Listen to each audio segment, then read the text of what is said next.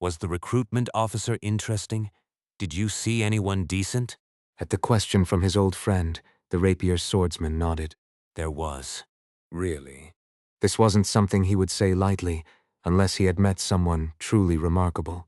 Who was the last person his friend had mentioned as someone decent? It was someone who had shown exceptional talent, even among the best.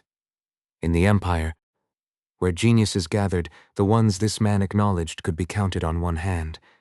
And now he was saying this out of the blue? It was impossible not to be intrigued. Hadn't he just returned from wandering around the continent, especially the kingdom side? To the man sitting across from him, this recruitment business was a kind of vacation. It was a job taken to relax, due to his almost workaholic tendencies, so, for him to say something like this during his time off was truly rare and unexpected. This wasn't the kind of response one would give to a light-hearted joke. In the inner castle of the Empire's gateway territory, the two sat in a small room that contained nothing but a round table and a few chairs with wool cushions. One was the lord of the territory, the other was a training officer who had just returned from his vacation. The rapier swordsman spoke plainly about what he had seen and felt. Even though he only conveyed the facts calmly, there was a fire in his eyes. The lord thought it resembled a quiet speech. So, you say it's a talent you can't even fathom, but it deflected intimidation. The rapier swordsman relayed the facts, except for how he was so surprised that he stood in the rain for half a day, repeatedly saying, "What?" A strange guy indeed. The commander of the gateway territory stroked his chin and downed the whiskey in front of him. It was a strong drink called Farmer's Tears.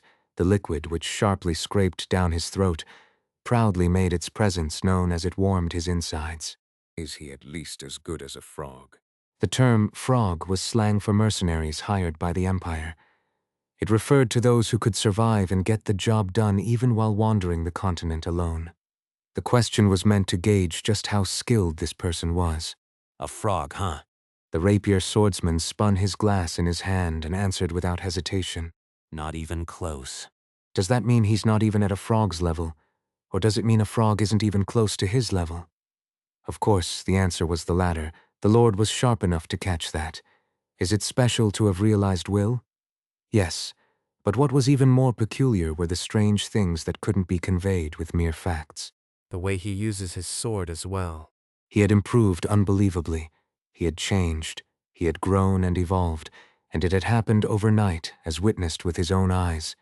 If someone else had told him, he would never have believed it, even if they were beaten to death. It's almost easier to believe he was under some spell. A frog that does their job well, perhaps one who roams the frontier. How many rounds could they last? They wouldn't stand a chance. Enkrid was at that level now. The rapier swordsman held his glass up to the lamp. The brown liquid inside had been made through a long and painstaking process, hence the name Farmer's Tears. It was meant to symbolize the tears that would be shed from the effort it took to produce. Ordinary soldiers, squires, and junior knights all needed such a process. Time, effort, tempering. The process was so obvious that it was almost visible to the naked eye. The man who had served as a training officer had an eye for discerning such things. He was recognized even among the frogs as a talent evaluator. From his perspective, the effort in Enkrid was apparent, but it made no sense. Time is fair to everyone, so talent is what is judged. If two people spend the same day training, it's only right to nurture the one with superior talent. So then, what is this Enkrid? He was something beyond his understanding, a being of explosive, inexplicable talent. This was his conclusion. Otherwise, he might as well have entered another world, where he repeated the same day, over and over, training for years before coming back. He chuckled, dismissing it as a completely absurd idea. It's easy to say. Repeat the same day over and over, training again and again, saying it is truly easy. If you were to actually do it, it would be remarkably, genuinely easy. But who could endure it? He had seen and nurtured various talents. No one could endure such a process. But if someone could endure it? If such a person existed. Whether it was in the Empire or anywhere else, he wanted to personally help that person's will to blossom. It was a talent worth being greedy for. Once, in a scholarly article written within the Empire, he had spoken of, "What is the greatest talent?" The liquor inside the swirling glass continued to reflect the light from the lamp.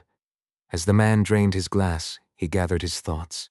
The greatest talent is one that never breaks, no matter what happens, always looking forward.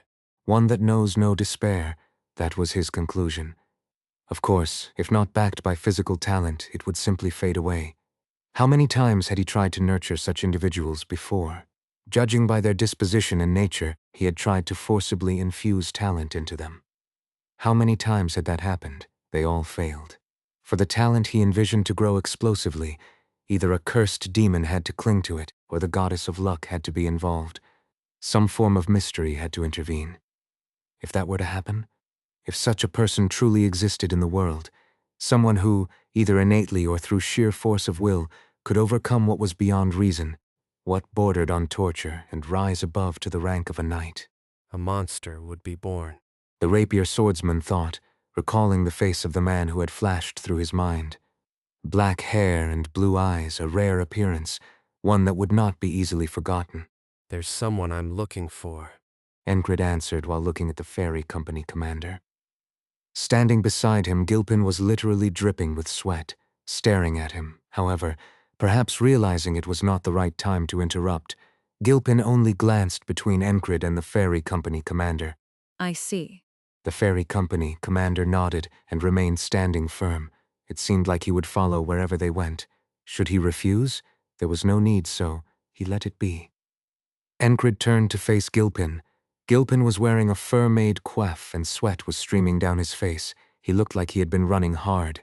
His face was flushed red, and his thick fur outer garment heaved with his breathing. Phew, please help. Gilpin said, and at that moment, Enkrid suddenly recalled the name of the frog who had come looking for the border guard. He hadn't forgotten the name. The man had said he would return, and he would keep that promise. They weren't called frogs for nothing. They kept their word. Mail run. The thought slipped out of his mouth without passing through his mind. Gilpin's eyes widened. His pupils dilated. He seemed quite surprised. How did you know? The guildmaster has been captured again. The emphasis on again was clear. Publicly, the guildmaster of the Gilpin Guild was the bald man in the coif before him, but all of them recognized Kreis as their superior. The Gilpin Guild had started as a criminal guild formed by uneducated brutes who couldn't even read. Even though its nature had changed somewhat over time, its original tendencies hadn't gone anywhere. To them, their superior was the guildmaster, meaning Kreis was the guildmaster, and above that guildmaster was Enkrid. If it's dangerous, just go and call for him. He's Commander Enkrid. Don't forget the name. If you run into him in the marketplace, just lower your eyes. And if you see a gray-haired barbarian next to him, just run. If you make eye contact, get out of there. Kreis had emphasized Enkrid's name and face so much that everyone in the Gilpin Guild knew them, including Rem and the others.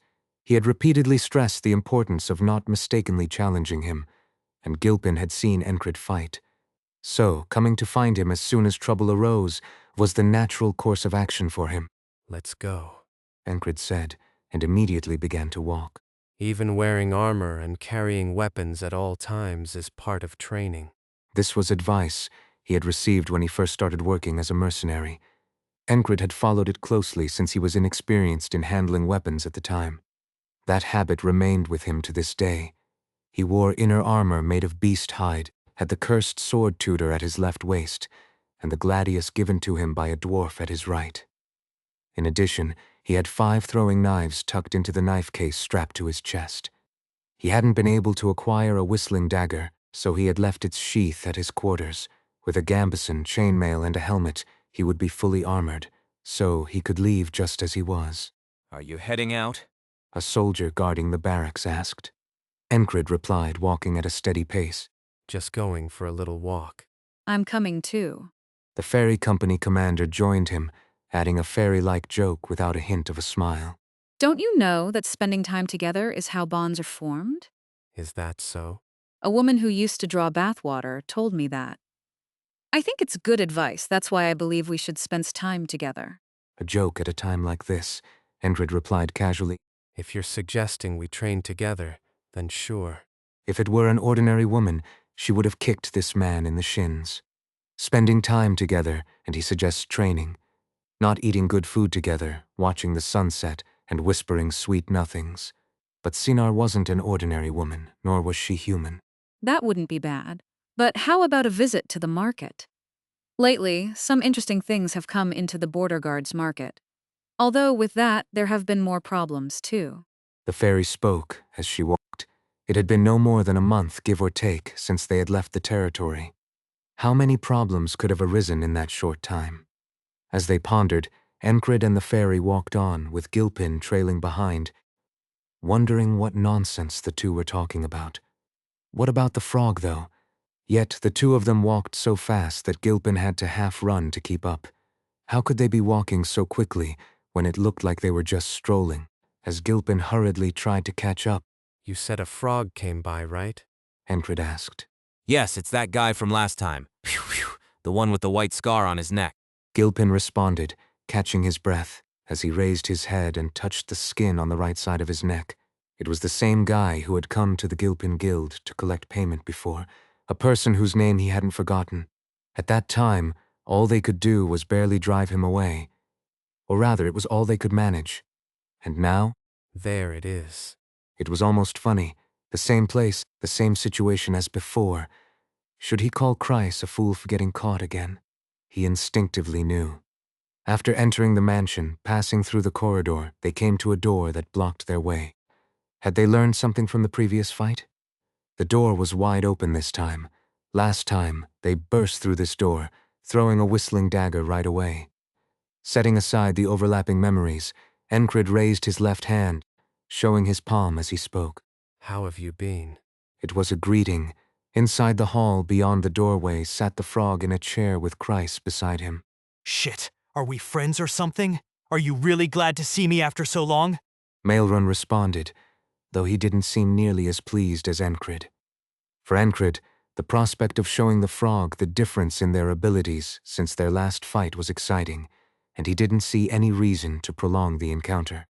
As soon as he asked how the other had been, and before his opponent could even respond, Enkrid had already surged forward. The sound of his feet hitting the ground with a thud followed. Despite Enkrid's terrifying speed, Maelrun didn't panic. This guy was skilled at creating unpredictability and surprises in combat. He had experienced this before. Before Maelrun could even finish his greeting, he drew his loop sword. He hooked his hand through the loop and brought the thick blade down. It was a strike driven by the raw power of a frog.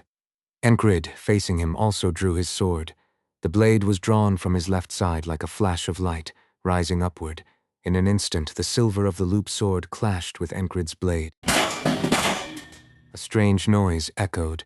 Maelrun intended to press down with force, closing the gap and crushing Enkrid's skull with a punch. But he couldn't achieve his goal. The blade he had brought down was deflected to the side, as if someone had pulled it away. What the hell? A curse slipped out, and then the tip of a blade, now like a snake, came toward him. A blue steel blade stabbed right into the frog's eye. To be precise, it struck past his eyeball. Arg! The frog screamed in pain. Enkrid looked at the opponent who had been struck in the eye and knocked backward, then flicked his sword in the air. The frog's blood splattered onto the ground. In just one move, Enkrid had clearly demonstrated the difference in their abilities. More importantly, he had just used his new sword technique in actual combat for the first time. It works. A thrill and a sense of joy filled him. Enkrid raised his sword once more, as he developed the fluid sword technique he had thought. Just because you strike softly doesn't mean the blade turns into cotton. And that became the first technique of the swordsmanship he had created. The key to the snake step is expanding the range of motion in your joints. Enkrid had learned the snake step from Auden, combined it with the swift blade swordsmanship, added the fluid sword technique learned from Ragna, and mixed in everything he had seen, learned, practiced, and experienced until now. The concept was simple. Fluid sword technique deflects, diverts, and disperses. It prioritizes making the opponent exhaust themselves. Leonesis Oniak, who first compiled the 5 sword techniques, defined it this way, and those who later mastered the fluid sword technique adhered to the same principle. Does it have to be that way? Enkrid might not have been the first to think this, but he could have been the first to shape it into a sword technique by adding meaning to the form. That was how he created it. He combined the act of deflecting with striking simultaneously. He deflected the opponent's attack while pushing his sword forward. The idea was simple, but to execute it required sharp senses, years of training and experience. Enkrid had all of that. However, if you deflect and swing your sword this way, you can't fully put your strength into slashing or stabbing the opponent. More accurately, it's hard to even put half your strength into it. But is that a problem? If strength is lacking, it can be compensated with something else. A sharper weapon would do the trick. It was enough to make it cut with just a graze. Enkrid sharpened his sword with a whetstone. The blade was honed. The sword, which had transformed from a cursed blade into a famed blade, was sharp enough to make up for any lack of strength, so he did just that. He utilized the weapon. He deflected the opponent's sword to the side, moved in, and gave it a quick tap before retreating. And the result was this. You're blind in one eye now.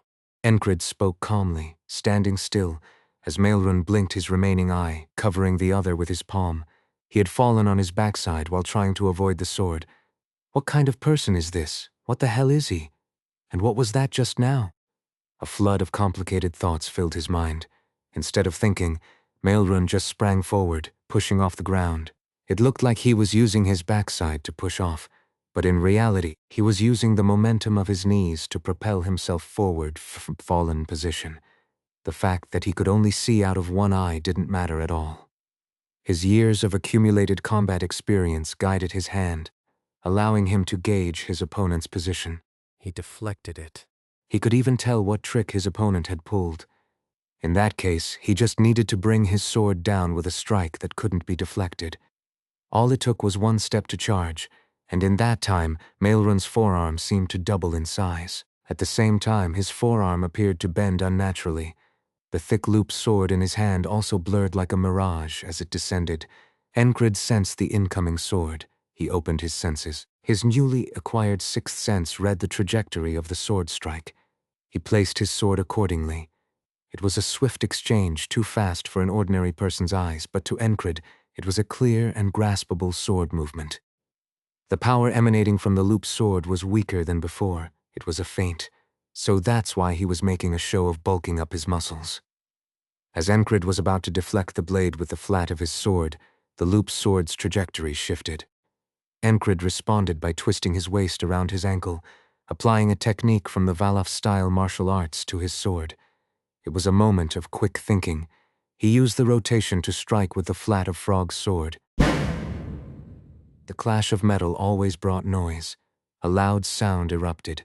Along with the vibration, an intangible shock wave surged toward both of them, but neither was affected. They withstood it with their trained bodies. Maelrun wasn't flustered. He didn't underestimate his opponent.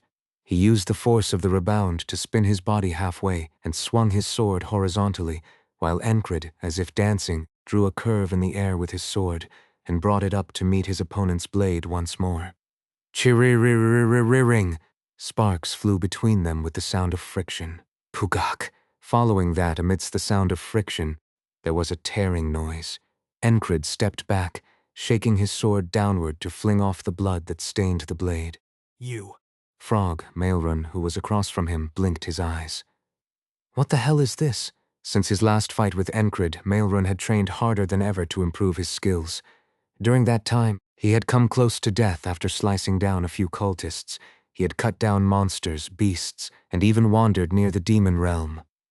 All of it was for today, to crush the human who dared interfere with his business and fulfill his desires. Frog's desires were sometimes terrifyingly relentless. Maelrun's desires were simple and clear. To savor the sense of accomplishment after defeating an opponent. The man before him was the perfect adversary, weaker than him but desperate. However, the effort he'd put in to experience the most intense sense of accomplishment had not paid off. Or rather, his effort had, but the opponent had changed. This is ridiculous. Facing someone far stronger than himself was far from Maelrun's desire, and that's why he was here. Given his talent for reading his opponent and his vast experience, losing shouldn't have been an option. Even now, his combat instincts were telling him so. But then, what is this? What the hell is going on?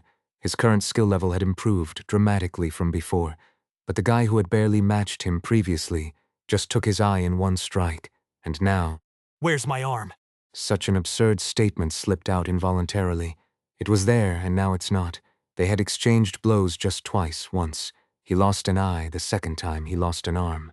In other words, his arm had been severed. The flesh below his elbow, holding the sword, lay discarded on one side. He could see his hand, still gripping the loop sword, twitching and bleeding. Frog's regenerative abilities were impressive, with flesh already beginning to wriggle and regenerate at the severed end. But for now he had lost both his weapon and arm.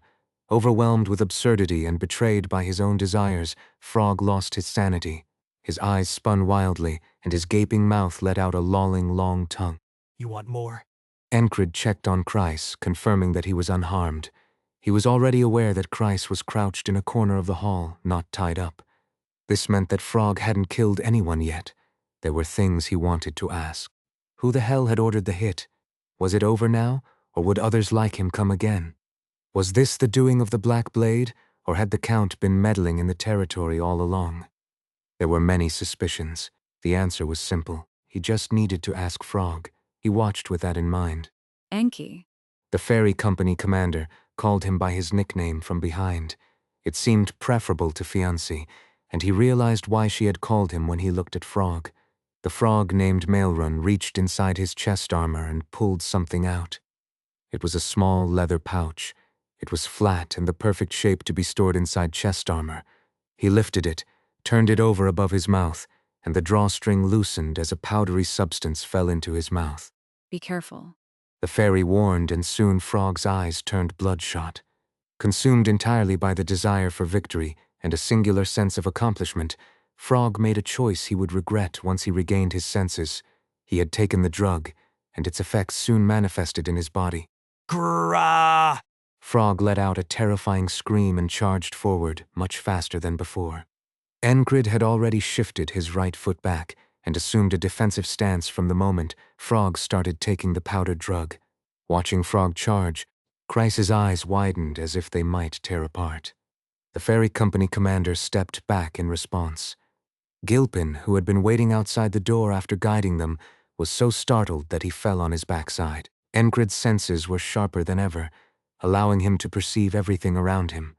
With Concentrate 1, the focus point, activated, everything around him seemed to slow down. It felt as if a heavy, solid air enveloped his body. The powder Frog had inhaled scattered in the air, reflecting light. Frog's figure suddenly enlarged as he closed the distance, now right in front of Enkrid. Enkrid held his sword at a diagonal angle. As Frog narrowed the gap, he thrust his foot forward. Even if I cut him. Frog's body would soon crash down on him like a boulder. It was a classic Frog tactic, sacrificing flesh to take the opponent's bones. Boom, thud. A loud crash echoed as one of the two was sent flying into the wall. Commander! Only then did Kress shout. He couldn't see the fight's progression, but even he noticed when Frog took the drug and went berserk. The impact from their collision cracked the wooden floor of the mansion and kicked up dust, momentarily obscuring Kress's view. Beyond the dust, a vague silhouette waved its hand and spoke. Why are you calling me? Oh damn, I thought he got hit. Kreis let out a sigh of relief. The ferry company commander, too startled to remain silent, opened her mouth without realizing it. She was in an awkward half-stepping stance, her hand resting on her sword. What was that just now? She replayed what she had seen in her mind. Frog's foot came flying at him. Enkrid deflected it with the flat of his sword against Frog's shin. Frog's skin was slick. He had used that trait to deflect the attack. Of course, it was by no means an easy feat. A slight misstep could have resulted in his head being shattered by the kick, or if it had hit his shoulder, it would have broken bones instantly. So even deflecting it was a remarkable feat. But it didn't end there. Enkrid then drew a short sword with his left hand and used the flat of the blade as a blunt weapon to strike Frog's chest armor. He accurately targeted the heart area, shattering the armor and delivering a shock to the heart inside. Was this surprising? Absolutely. The reaction speed and the method of dealing with it were both astonishing. You've improved immensely. Sinar now judged that she couldn't easily guarantee victory against Enkrid. Of course, if she were to fight with all her strength, the outcome might be different, but in a simple sparring match, she couldn't easily claim to be the winner anymore. He might be tougher than a barbarian. Seeing the surprised fairy, Enkrid just shrugged his shoulders. You seem to know something. he then asked. Enkrid had heard the commander's shout when she saw the powdered drug. It sounded like she knew something about it. I recently came across it. Let's clean up the area first. Kreis, having regained his composure, approached and spoke. Enkrid nodded in response. He then turned his gaze toward Frog, who was wedged between the broken bricks of the mansion wall. His heart hadn't burst, but the impact had knocked him out cold. Regardless of the drug's effects driving him into a frenzy, Frog's weak point was his heart. Enkrid had targeted it precisely. The difference in skill was clear. But Commander, you're really strong. Even though he knew it, it was still surprising. Kreis remarked, and Gilpin, who had witnessed everything, stood with his mouth agape, unable to speak a word since earlier. He hadn't even gotten up from his position after falling on his backside. These people were monsters, with no connection to him whatsoever. He hadn't even seen much of what happened, but would anyone believe him if he told this story? Yeah, right. Like they'll believe it. Does this even make sense? Is that guy supposed to be some kind of knight? But no, he's just a company commander, right? Yet, he fights unbelievably well. We're heading back. Enkrid had captured Frog alive. If he didn't die, he would regenerate, so capturing him alive was the right call. He also intended to resolve a few questions and satisfy his curiosity. Enkrid slung Frog over his shoulder, with the ferry company commander and Kreis following beside him. As they stepped outside the mansion, a cold wind brushed against their cheeks. The battle hadn't been very long, but it had made them sweat. The breeze on his face felt incredibly refreshing. As sweat trickled down his temples, the ferry company commander reached out to wipe it away. As she did, she spoke. Are you an onion? Enkrid was puzzled by the question. What do you mean by that? You keep showing new sides of yourself, so I wondered if you're like an onion, with new layers revealed every time you peel one away. Enkrid was deeply curious. What exactly is a joke in the world of fairies? Is this what a normal fairy is like? Or is the ferry company commander an outcast even among fairies, exiled here for making such jokes? He glanced at Kreis, wondering if he'd heard, but Kreis didn't seem to react. Oh, he's got a lot of stuff. Kreis was rummaging through the bag Frog had brought while they walked. Did you hear that? Enkrid asked. Kreis, who had been bent over the bag as if he was about to dive into it, lifted his head. Hear what? He didn't hear it, or perhaps he did but chose not to listen. Knowing this was a technique Kreis often used, Enkrid mimicked it as well. What is that powdered drug? He heard it, but chose not to acknowledge it. He changed the subject. There's something troublesome, onion fiancé. The ferry company commander, undeterred, gave Enkrid a fresh nickname. Should I curse at her? Enkrid considered this briefly, then kept his mouth shut. He could have Kreis look into the drug later. Onion fiancé, your eyes seem to be saying something right now. They look like they're seeing an apple grown in a swamp. A swamp apple. Apples grown in swamps are always rotten and diseased. He interpreted it as an insult.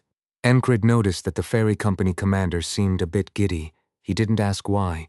Instead, he just acted like Kreis. He heard it but didn't acknowledge it. Hey, fiancé, I can tell you don't want to answer me right now. Esther has come to meet us. Enkrid expressed his relief upon spotting a panther in front of the barracks.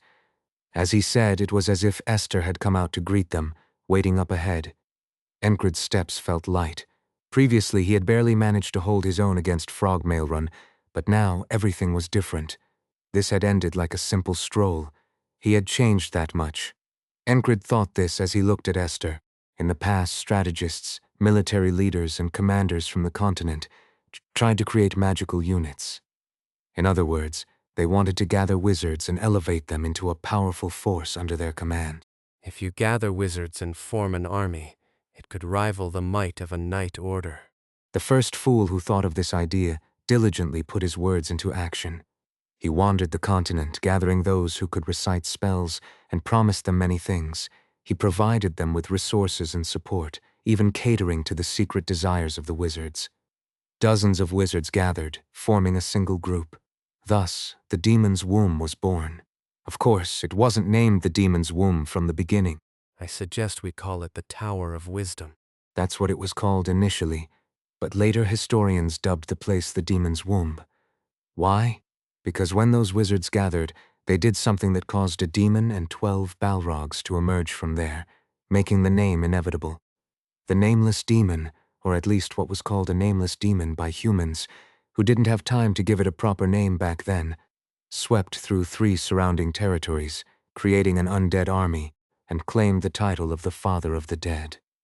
The 12 Balrogs serving the demon fought fiercely, living up to their name as creatures born for battle, war, and combat. This is an event that happens somewhere between legend and history, though not quite myth. The demon still exists. Eventually, to drive out the demon nicknamed the Father of the Dead, or the Last Door of Life, the greatest knight orders from across the continent were dispatched. The demon fought and fought, then retreated into the demon realm. That's the history of how the demon, known as the Father of the Dead, came to nest deep within the demon realm. Eternal, with an immortal body and spirit, that demon can never be killed by human hands. That's how people used to refer to the demon. One would hope a lesson was learned, but even after this, several people attempted to organize wizards into groups. Some of them even succeeded, but, well, the outcome was rarely beautiful. Rebellions, runaway spells, and wizards killing each other without anyone even telling them to. They are an uncontrollable source of instability. This was what the Empire unofficially said when referring to wizards, and there was even a period of witch hunts and magical repression. Nowadays, most people would lower their eyes, fear, and also revere witches. The view towards wizards is similar. What lesson was learned from this? Wizards are unpredictable, whimsical, and dangerous troublemakers. Despite this, some secretly sought friendships with wizards or created the position of court wizard in their kingdoms. However, the consensus is that it's more of a transactional relationship. Enkrid thought this as he looked at Esther. Having just drowned a frog along with the ferry company commander, the creature was still unconscious. And then there was Esther. This panther seemed to have some grievance, staring at him intently. I have a grievance. He could feel it without needing words. His senses were blurred, mixed, and combined, forming a new sixth sense and intuition that spoke to him. What's with her? Oh. Just before parting, the ferry company commander let out an inexplicable exclamation. Let's meet again, Onion Fiancé. I look forward to the day I peel away your layers, one by one, until I see you bare. Why is she wishing that on me? Enkrid found it puzzling, but since this was not someone he could converse with using ordinary logic, he simply replied, Please go ahead. He vaguely sent her off. He also mentioned that they would interrogate the frog together, and she agreed to that as well. Back in the tent, Esther kept staring at him with that strange look, which made him recall the history of a wizard causing trouble. Isn't she also a witch capable of who knows what? Why? So, he asked. Rather than beat around the bush and risk straining the relationship, he asked directly. That was Enkrid. The more he thought about it, the more convinced he became. She was a witch. A witch who could even transform into a panther. A witch who, for some reason, preferred being in the form of a panther rather than a human. This was a misunderstanding. Esther had to maintain her panther form due to a curse, not because she enjoyed it. While every situation has its pros and cons, and where there's something good, there's usually something bad as well. The curse of beast transformation wasn't entirely a bad thing. For a genius witch who had lived in her world of spells since before she could even fully comprehend things, extracting something useful from the curse was an easy task. Of course, the catalyst for all of this was the man standing in front of her. Why? At first, it was only a question. When she was in the man's arms, the power of her curse weakened.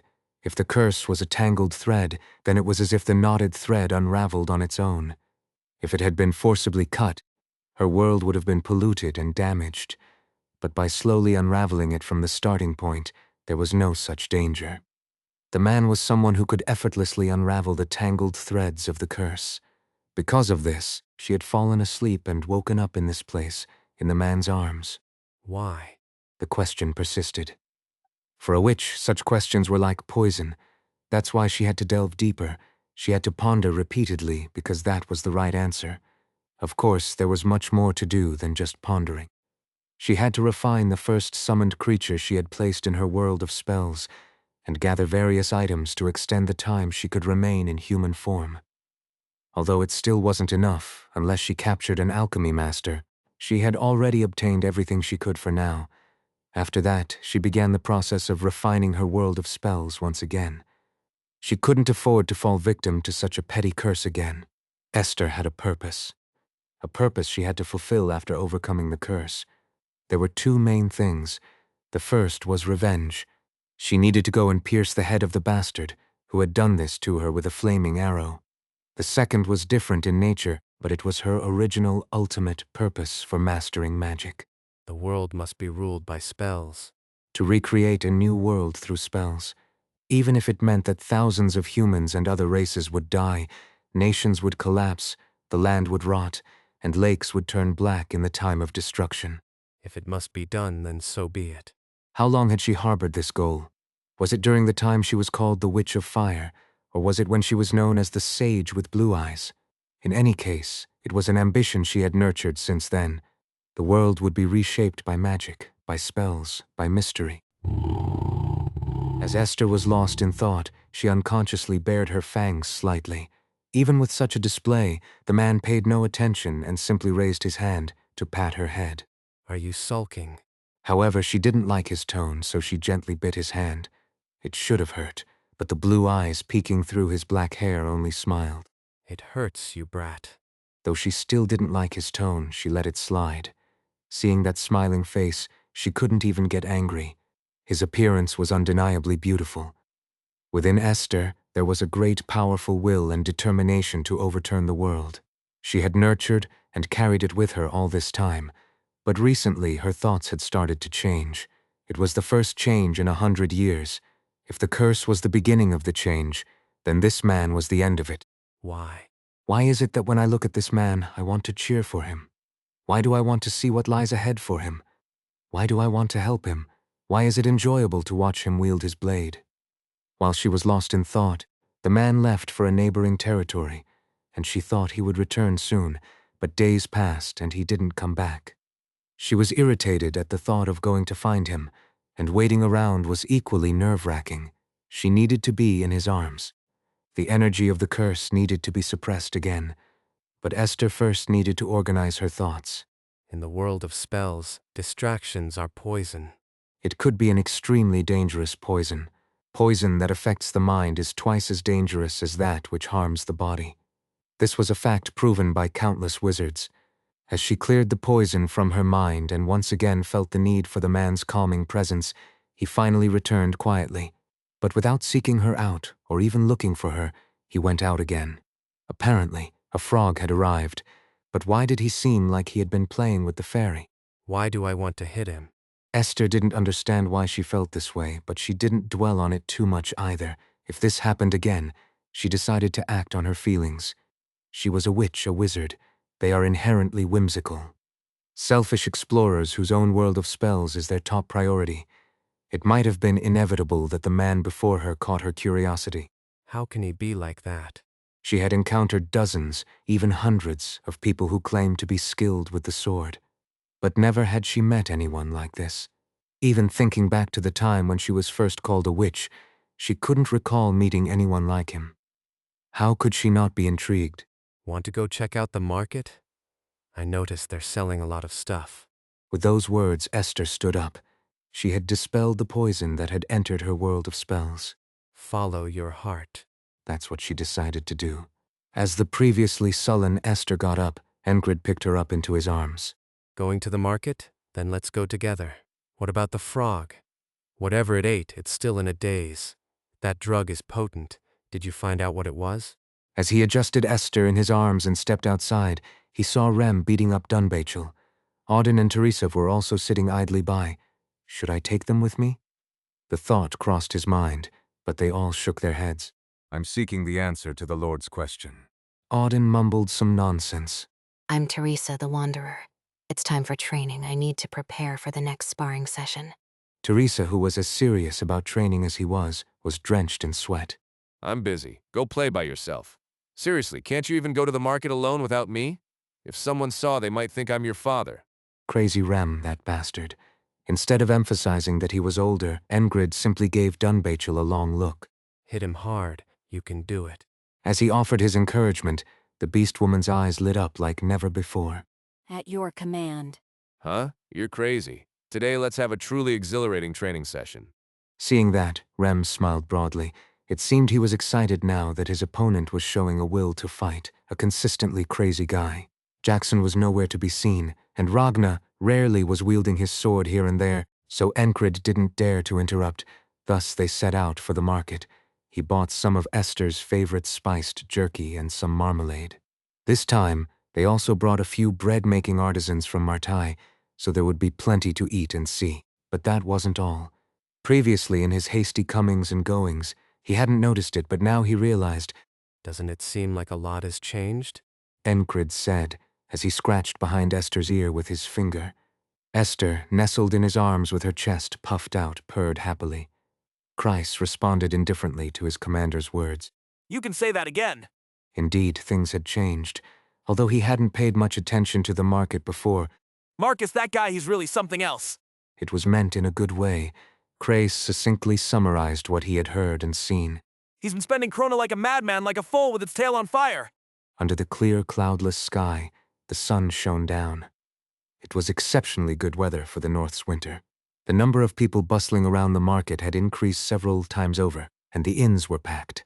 The inn known as Vanessa Pumpkin Soup was even expanding. Workers could be seen carrying wood and stone. It wasn't just happening at that inn.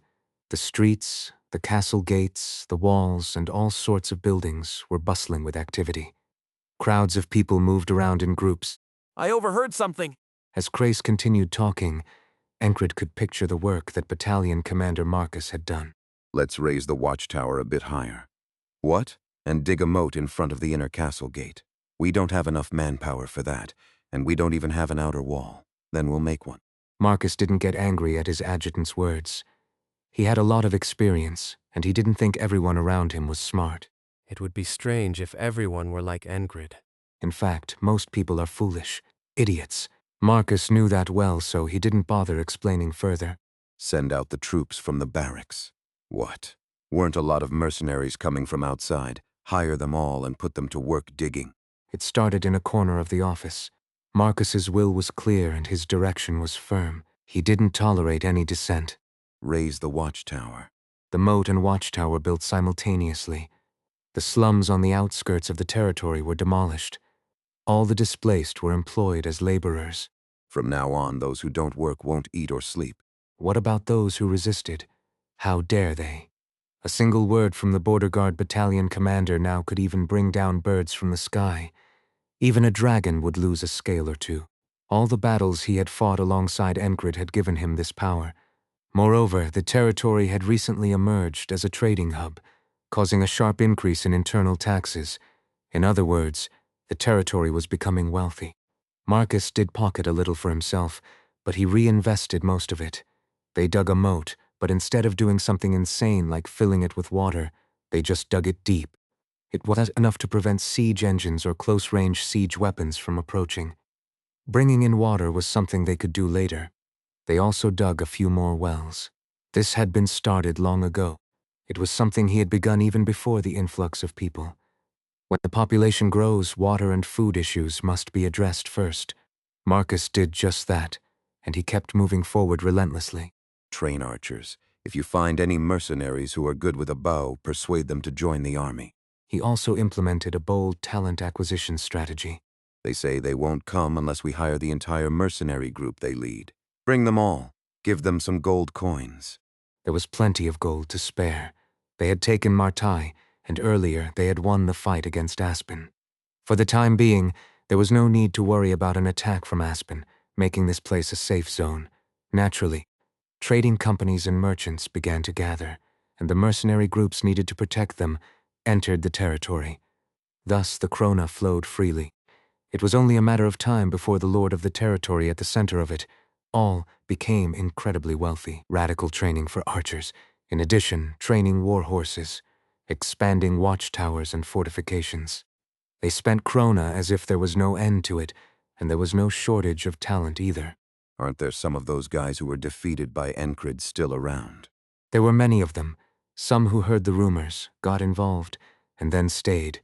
Some who got scared after witnessing the fight and awkwardly lingered behind.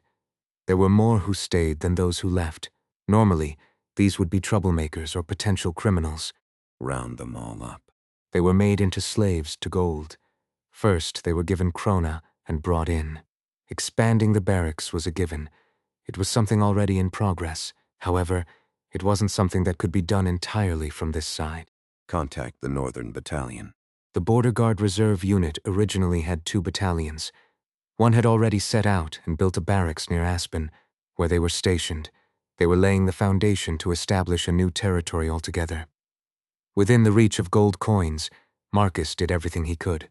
Kreis was both impressed and bewildered by how excellent Marcus was as an administrator, politician, and skilled manager. And so now it's like this. The number of watchtowers increased to 16, and the castle walls were being repaired. And during the construction of the moat, countless arrows were purchased. Not just regular bows, but also composite bows were acquired. Every single penny earned was being used for the defense and development of the territory. Someone must have died in the process. Enkrid imagined what might have happened in Marcus's office and asked, "Just because orders are given doesn't mean everything goes smoothly. The administrative work, processing, and organization beneath it all are no small tasks." Kreis nodded. Of course, the commander of the heavy infantry company collapsed 2 days ago. Even the nobles who were somewhat competent were on the verge of being ground down. Marcus's specialty. Neither Enkrid nor Kreis had known, but Marcus's specialty was working people to the bone. He utilized his specialty to the fullest. Once known as Millstone Marcus within his family, he was now able to unleash his abilities without restraint. The territory of the Border Guard was changing rapidly, almost dazzlingly so. It was surprising. Yet also the natural order of things. When people, krona, and capable individuals come together, this is the result.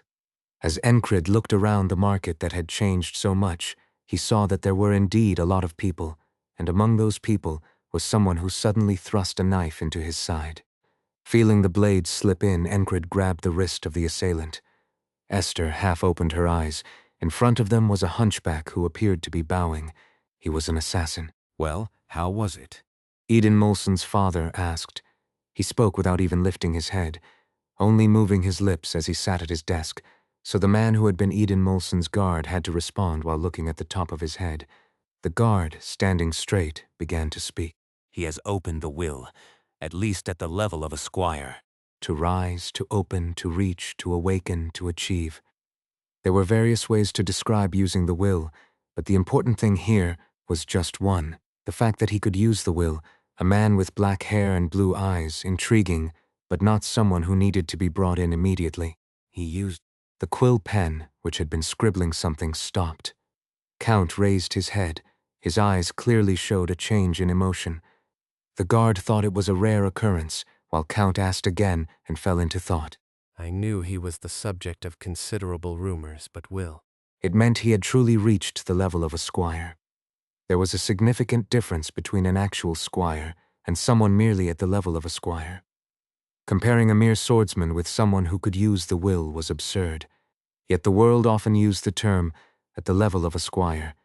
It implied that someone could somewhat match up to a squire without the will. Count knew all too well how meaningless that term was. Count, who had now completely put down his quill, sat back in his chair. The will. He repeated the words he had spoken out loud in his mind. It wasn't his intention. It just happened naturally. It wasn't something that could easily be overlooked. He had already suspected that this person had far surpassed the level of a squire. When people on the continent talked about being at the level of a squire, it usually meant someone who was barely at the level of a squire. In other words, people who trained their body and mind without the will. Among them, some lived indulgent lives and still awakened to the will. Others lived lives almost as ascetic as monks, training constantly and eventually became squires. Their common trait was that they were all at least landowners and were all renowned for their martial prowess. So being a squire was synonymous with being a fearsome, skilled swordsman. Given this, how hollow was the phrase at the level of a squire? But this wasn't just that. It meant he had reached the same level as a true squire. The guard observed the Count's face. Apart from the change in his eyes, his expression remained the same. He only adjusted his facial muscles in an aloof, almost pretentious manner. Count spoke with a slight smile. This has keep moving forward. Count abandoned most of the plans he had been silently pondering and formulating. What do you think? He asked again, seeking the guard's insight. The guard hesitated for a moment. How much should he reveal? This man's true nature was unknowable. He wasn't someone to be trusted. A madman. A noble of Norilia, yet someone who had forged an alliance, though not officially, with the Hurrier family of Aspen. The guard was here as evidence of that. In name he was Count's guard, a retainer, but in reality he was a member of the Hurrier family of Aspen. Thus his true identity was a squire of Aspen. This was the result of a tangled mess created by those above, but as a squire he had no concern for political insight. He was only clearly aware of one simple fact. This man was plotting something, and Aspen had accepted it. Could this man even feel a father's love? That doesn't seem likely. The lingering twilight had quietly seeped into the office through the window, bathing the room in a warm orange hue. The guard carefully chose his words and spoke. He is a very difficult and challenging person to deal with.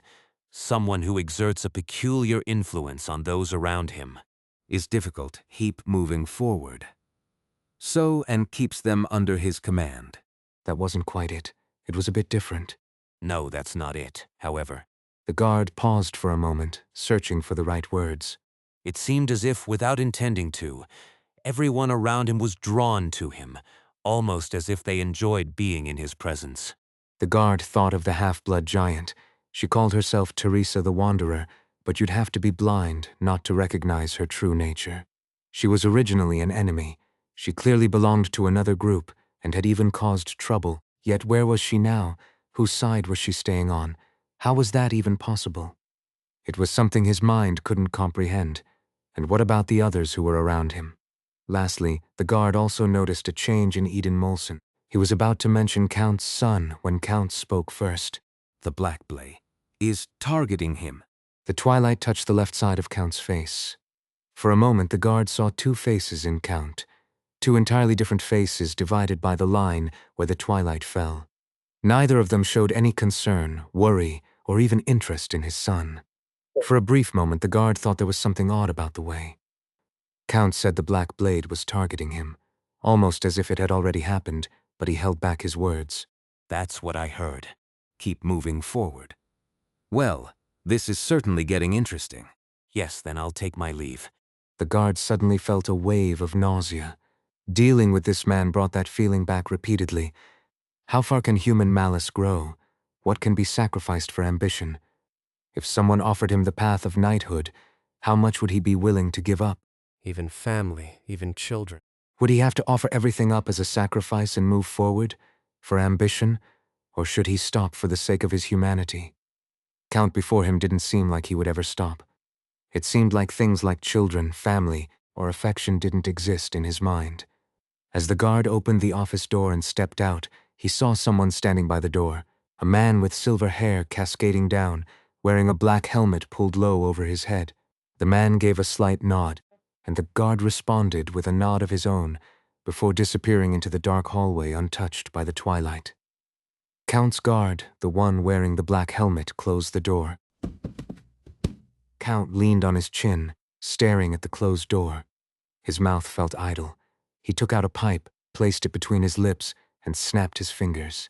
With a pop, a flame flared up, pushing away the twilight's light. Moving the fire from his fingertips to the pipe, Count lit it with a smile. The smoke from the tobacco filled his lungs, then spilled out of his throat and curled around his lips, forming wisps of smoke. The twilight light mixed with the smoke, making it look like orange-hued smoke. But I will keep moving forward. It won't be much fun, will it? If he's not just at the level of a squire, but a true squire.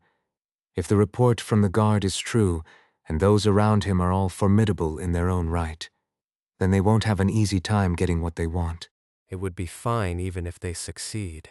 If the Black Blade strikes a blow against Enkrid's group, then it would be a matter of weighing the scales afterward. However, that didn't seem likely to happen. It was a vague premonition, but such feelings rarely miss their mark. This should be moving forward. Count sank into thought, and nowhere in his mind was there any consideration of Eden Molson. As soon as Enkrid grabbed the wrist, his opponent yanked back with all their strength. Naturally, that wrist didn't budge, it stopped, motionless, as if frozen in place. The veins on the back of the hand bulged, a result of the tight grip.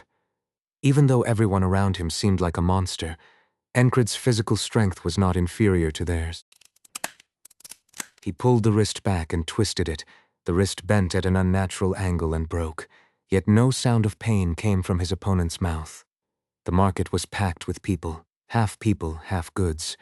Few among the crowd paid attention to what was happening. Damn it! What do you expect me to do if you step on that? One vendor angrily shouted. Hey, there's no room to walk. The streets will need to be widened. Maybe they even poured chrono into it. There were signs of such efforts. Construction to widen the main road was underway. The entire territory might expand. The hunchback whose wrist had been broken reached out with the other hand. Before the opponent's arm could fully extend, Enkrid's right fist snapped forward in a sharp punch. To an ordinary person, like Crace who was nearby, it was too fast to see. All he heard was a sudden whoosh, followed by a cracking sound. Even Esther, who was in Enkrid's arms, was a little surprised by how little she felt from the impact. He's gotten even more precise. As a witch, she couldn't quite discern what had changed in Enkrid, but her instincts told her something had. After breaking the hunchback's jaw, wearing a thick robe, Enkrid grabbed the hood and yanked it off. Revealing a hunched figure with a thick mane of hair, the process of breaking the wrist, delivering the punch, and pulling off the robe took only a few breaths. But as soon as this brief sequence ended, a projectile suddenly flew toward them. With his sixth sense heightened, Enkrid opened his palm and swung at the incoming projectile. The projectile dropped straight to the ground with a sharp thud. It was a dart. These guys are no pushovers, Enkrid remarked, lightly nudging the dart with his foot. Is that something to say after you've already taken them down so easily? Cry spoke in disbelief. What did he mean by no pushovers? Esther suddenly leaped out from Enkrid's arms. When the panther landed on the ground, a few people nearby were startled. Some had seen the fallen hunchback, others noticed the knife in his hand, and they all saw Enkrid and Kreis. While the passing merchants might not recognize their faces, the border guard locals certainly would. A knife, an attack, an assassin! Wow, they jumped straight to assassin just by seeing him? That shout only added to the chaos. The area was already crowded, filled with screams, the shouts of merchants and stall owners trying to protect their goods. It was a complete mess. Enkrid expanded his senses, scanning his surroundings. Nothing stood out. This was why he said the opponents were no pushovers. They were undetectable until they went in for the stab. The person who threw the dart must have immediately hidden themselves in the crowd, making it impossible to find them. This meant they had mastered the art of concealment. Enkrid focused, thinking that if there were fewer people around, he might be able to track them down. Where are you? He questioned in his mind, engaging his sight, hearing, smell, and touch. By adding his sixth sense to what he could see, hear, smell, and feel, he could roughly determine the direction. There was a faint killing intent. The moment he concentrated in that direction, something flew at him from behind with a whoosh. It was slower than the dart, but heavier. A stone throw. With that sudden thought, Enkrid turned his body. The projectile came into view. Thanks to his intense training, his eyes had developed incredible visual acuity, allowing him to see the thrown object clearly. It was a leather pouch. Enkrid acted on a strange instinct, purely driven by gut feeling. Drawing his gladius, he twisted his wrist so that the broad side of the blade was facing upward, then swung it up to strike the incoming pouch. Thud! Bang, bang, bang, bang! The pouch exploded in midair, releasing a shower of metal spikes in all directions. Oh? This is a new one. Ah! A few spikes fell to the ground. Since it was winter and everyone was wearing thick clothing, only a few people were actually pricked. But the chaos grew even worse than before. Damn it! Everyone, get inside the buildings. If you stay out here, you'll be considered the enemy. The shout of a soldier patrolling the market echoed. It was appropriate. In situations like this, it was better to subdue the chaos with force and suppress it with authority. Enkrid didn't move. He simply kept a close watch on his surroundings. Kreis, after looking around, decided that staying put was actually the safest option and stopped where he was. In the meantime, 2 more darts were fired, one of which was aimed at Kreis. The flying dart drew a line as it approached. That line extended, and within Enkrid's heightened senses, the endpoint and trajectory of that line were clear. His concentration exploded. It was a moment of intense focus. Keen senses, sharp focus, and bold instincts came together in perfect harmony. Enkrid moved as if executing a well-rehearsed trick. He dodged the dart aimed at him with just a slight tilt of his head and caught the other one in midair by reaching out with his hand. It all happened in a single motion, within a single breath. If the assassin who threw the darts had witnessed this, their hair would have stood on end. They would have felt their bladder tremble, overwhelmed by the urge to flee immediately, and they likely had seen it. Enkrid caught the dart and casually dangled it by its end with 2 fingers. These bastards. They were targeting Kreis. Meanwhile, another dart came flying in with a slight delay. This one was aimed at Esther, but by then the panther had already evaded it. How many humans could match the swift movements of a beast? The dart that struck the spot where the panther had been was the only evidence that she had been targeted. Esther growled, displaying her hostility, while Enkrid kept his senses wide open. The assassin, or rather the group of assassins, was highly skilled. They deliberately let out killing intent and threw that pouch of metal spikes. And wasn't it likely those spikes were poisoned? They probably were. Fleeting killing intent could be felt in various places, then quickly disappeared. Don't push! I said don't push! Don't step on me! Do you even know who you're shoving? Help me! Get out of the way! Move! And the market descended further into chaos. There had never been such chaos. People were shoving each other. A construction worker, caught in the crowd, was pushed to the ground and rolled towards Enkrid. Desperately, he curled up and covered his head, doing whatever he could to survive. I will keep moving forward. A few patrolmen were angrily shouting from beyond the crowd, swinging their spears. Enkrid's senses were sharper than ever before. A mix of heightened awareness and focus honed his instincts to a razor's edge. He remembered how he had captured the centaur leader. Everything around him felt within reach, and he knew exactly how to use it all, where to step, and what to do. In that state, Enkrid remained still. He half closed his eyes, calmly catching his breath. Commander!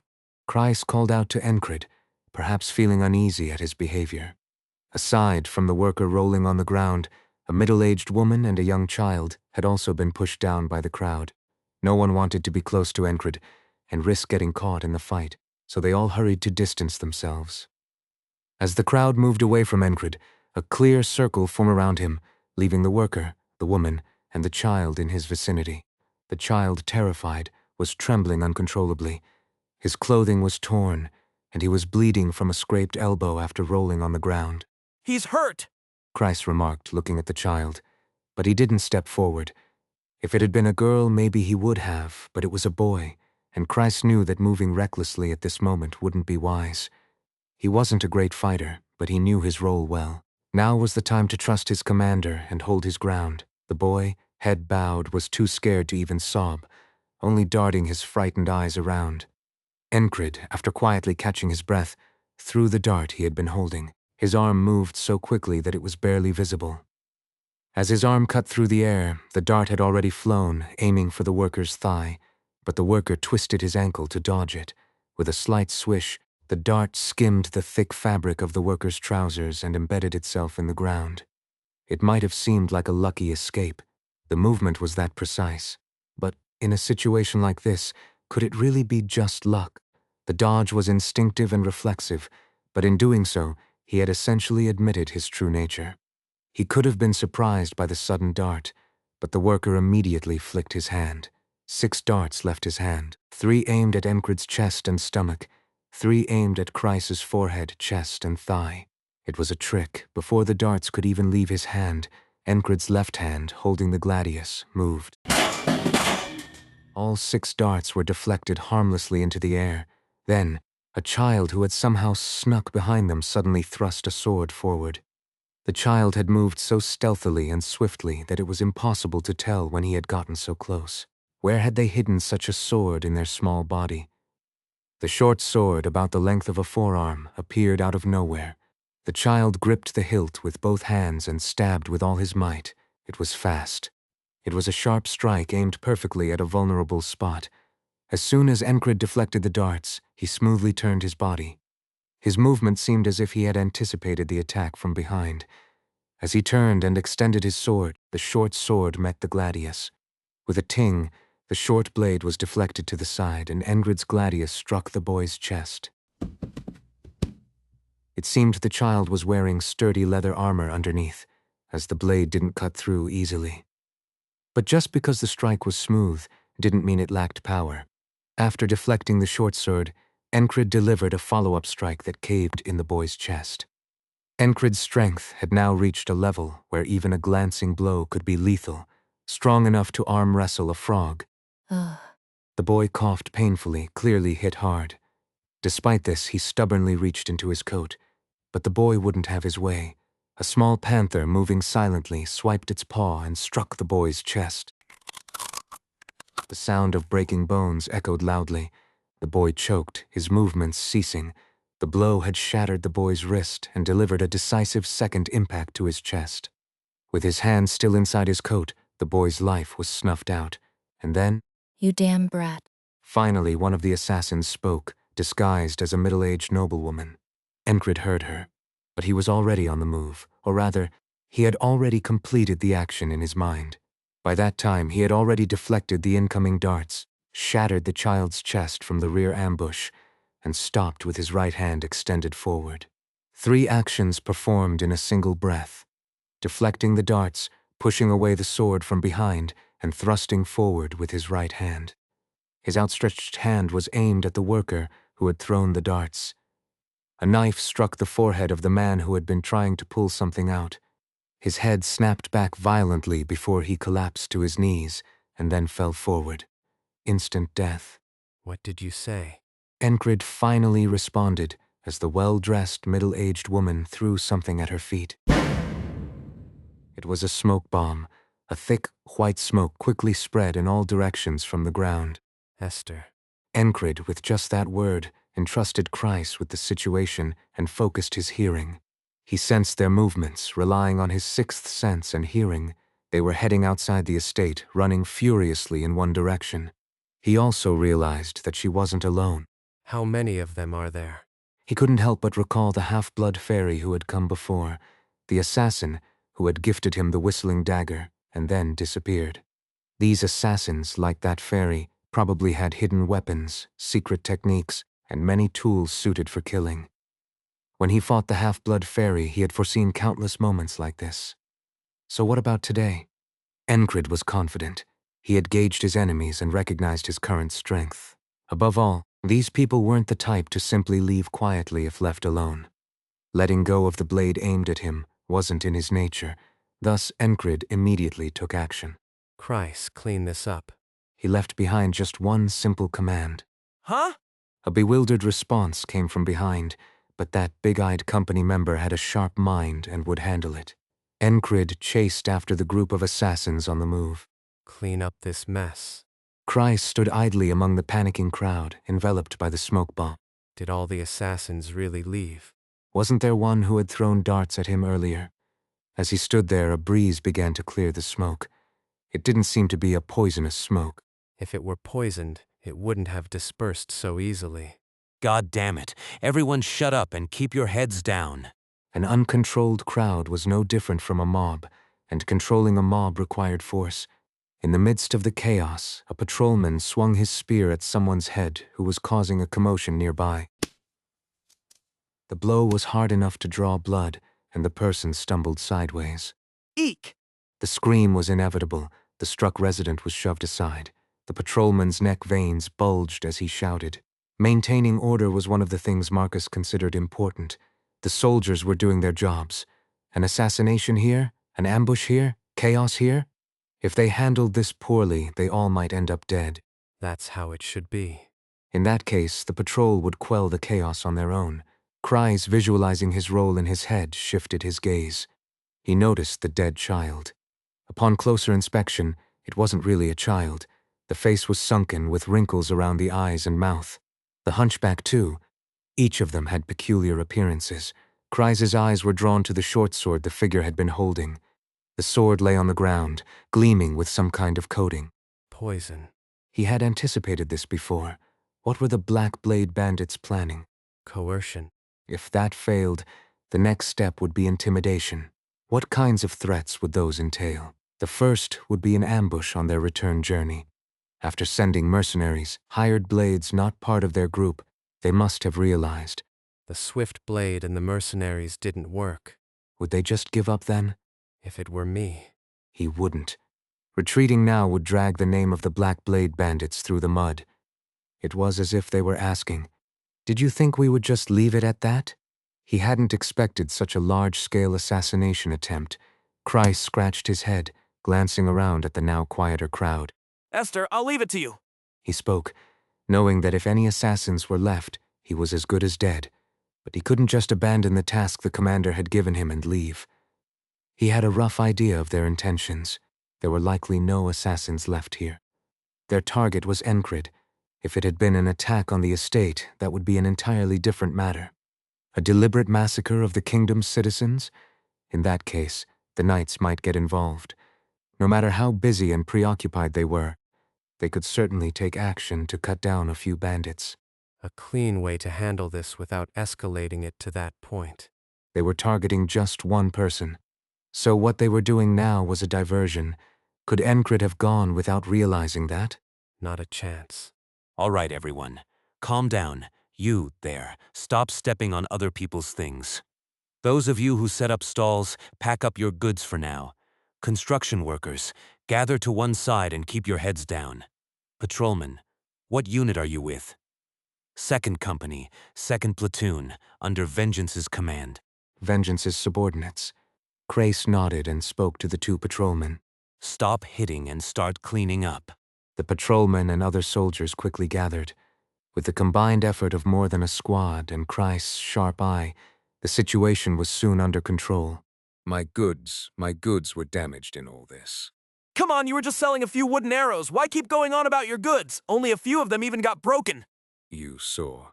The merchant, who had been on the verge of tears as if he'd lost everything, quickly changed his expression. Christ silenced the shameless merchants with a few sharp words, and then consoled those who had suffered real losses. Do you know what's great about our battalion commander? He's got plenty of gold. Now, I can't compensate you for the goods you lost, but there are plenty of jobs available. Work as a laborer for a month or two, and you'll make more money than you would have from selling those goods. Christ knew how to turn a crisis into an opportunity. After all, they needed to widen the main road, build watchtowers, and finish the moat, didn't they? And then they'd need to build a drawbridge, right? So, they needed more hands. The more workers, the better. They had plenty of krona to pay for it. All right, those of you with experience in construction, please step aside and let us know. He seized the moment, deciding to move things in a direction that would benefit the estate. The people quickly adapted to the sudden change. The ambush was an ambush, the smoke was smoke, the cold was cold, and krona was krona. With a nod from Kreis, two soldiers collected the bodies while Kreis, now surrounded by people, shouted out. Who here has built a building before? Raise your hand. You can't just lure them with krona. You can't just sweet-talk them into moving out of the way. So, what do you do when someone stands in your path? You hand a piece of metal to a passerby and say, Go and stab them. If that's all it takes to solve the problem, then what's the best course of action? Simple, but effective. That's what the Black Blade bandits did. Enkrid knew this was a trap. As he ran, he dodged more than 5 volleys of darts, and amidst it all, a familiar sound rang out. Assassins who used whistling daggers weren't common, and Enkrid instinctively pinpointed the location of the assassin using the whistling dagger. Instead of sneaking around, which wasn't his style, he charged straight ahead. Naturally, this made him an easy target. The assassins, all running together, threw everything they had at him, but Enkrid, using the sword in his left hand, deflected every projectile, proving that it could serve as a shield. Some of the assassins were shocked as they watched Enkrid. What the hell is this guy? Weren't they saying that the people around him were the problem? Why isn't anything even grazing him? Everything was coated with poison, so even a slight touch should have been enough, but nothing even grazed him. And when a whistling dagger was thrown, he casually snatched it out of the air and pocketed it. Was he aware that this was the only weapon not coated with poison? How was he even doing that? Catching a whistling dagger in mid-air. Even within the Black Blade bandits, there were several renowned assassins, but none of them would dare to attempt such a feat. Enkrid deflected incoming bolts with his sword, his gaze swiftly scanning his surroundings, always landing exactly where the assassins were hiding. The group of assassins, nevertheless, continued towards the agreed location. That location was in the northeastern part of the estate, between the upper garrison and the estate itself, in a reed field that rose up to waist height. The Black Blade bandits didn't know. They didn't know exactly. They knew there were dangerous people around Enkrid, but they didn't realize that Enkrid himself was a threat. Misunderstandings and assumptions can be dangerous and threatening. At least for these assassins, their misconceptions, misunderstandings, and lack of information were synonymous with meeting the Grim Reaper.